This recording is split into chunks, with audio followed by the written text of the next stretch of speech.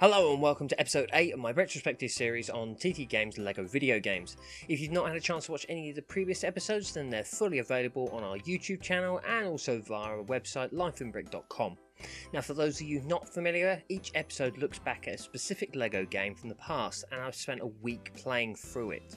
So far, I've been to a galaxy far, far away, joined the Dark Knight and Harry Potter for a couple of capers each, and set sail for the Caribbean, as well as searching the world for a crystal skull. Now comes an epic adventure like no other. We're heading to Middle-earth, people. Lord of the Rings, the epic Oscar-winning trilogy which sees a band of hobbits take on the world, facing monsters and madness in men along the way, came to the Bricked universe in 2012, the same year that TT Games finally gave their creations voices. But while Batman 2 provided an original cast to voice their original story, Lord of the Rings did things a little differently, telling the story using the voices fans already knew well, sound clips taken directly from the movies. So Ian McKellen's Gandalf is just as awesome in LEGO form. For the most part, it was brilliant. It worked really well. I mean, most direct tie-in games these days don't have this level of connection between the game and the movie. But it wasn't perfect.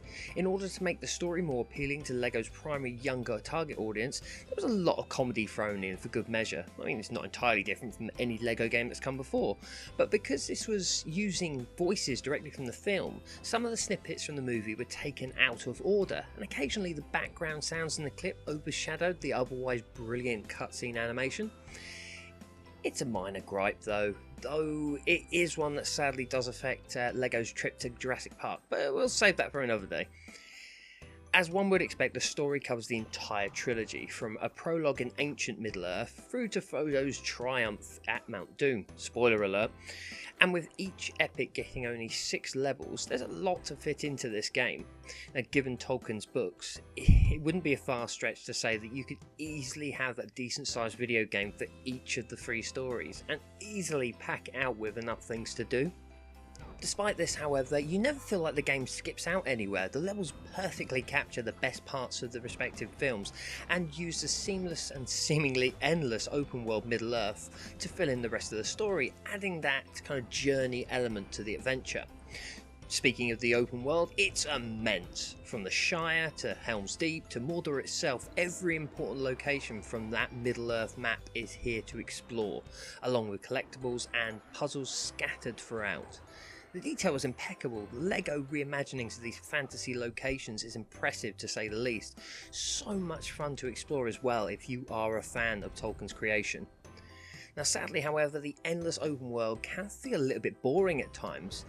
It's not that kind of highly crammed populated city that you find in LEGO Batman 2 or even in the later games like LEGO Marvel Superheroes.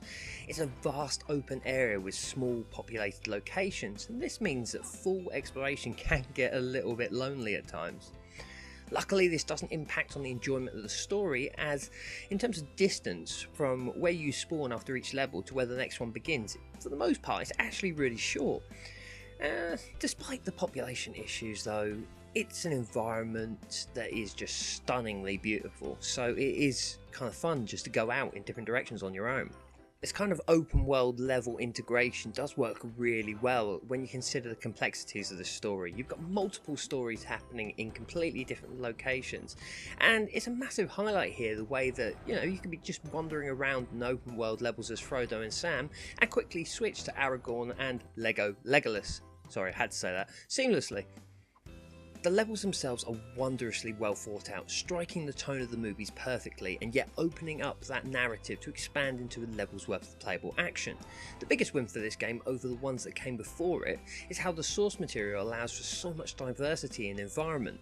One minute you're in a tavern, then you're in ancient ruins, then you're in a forest, then you're in a castle. No 2 levels are alike. When you compare that to, say, LEGO Batman for example, or Harry Potter, you know, those games had a lot of levels that seemed very, very similar. The environments were very similar, or even in some cases actually reused throughout the story. There are a number of gaming mechanic enhancements here as well. It's not just the standard template of button bashing that we have come to expect. Don't get me wrong, there's plenty of button bashing to be had, but there's more to this game than just the standard LEGO game. For one, characters can carry more than one object at a time. they can assign things that they pick up to a slot in their inventory wheel. This can make fetch missions, let's face it, they are a bit boring at times. It can make them a little easier, especially when you've got to go backwards and forwards between characters and so on and so forth. Similarly, there are specific activities assigned to characters, similar to the general powers and abilities of other games, but a little bit more elaborate. Samwise being the most versatile of the characters that I've seen so far, having ropes, fire, cooking and pretty much standard fighting. He's a Swiss Army knife version of a LEGO character. It's also where LEGO Lord of the Rings proves once and for all that he is the main hero of the story, not Frodo.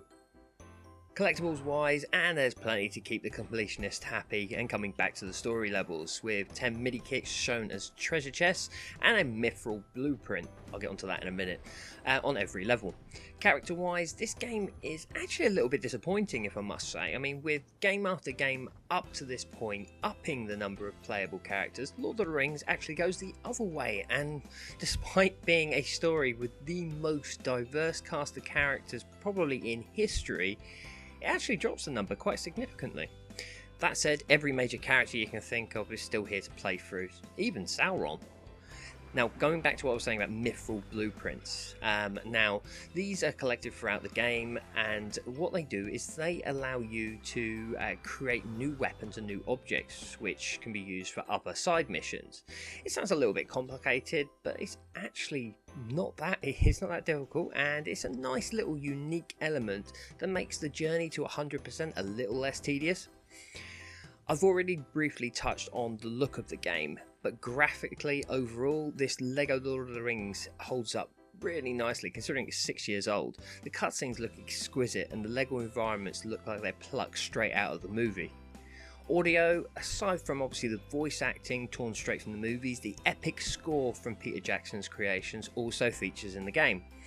There isn't a single second of gameplay throughout this entire thing, both in the levels and in the open world, where you won't recognise the soundtrack running in the background.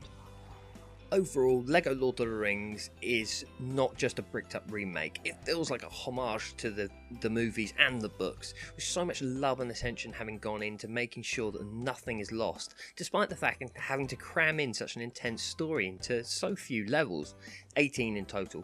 Yes, it's standard, but you know, they could have gone further out and added more. TT Games succeeded with this one wonderfully, having clearly learnt a lot from their time with Harry Potter. Look after the fans, because they're the ones that are going to buy this game.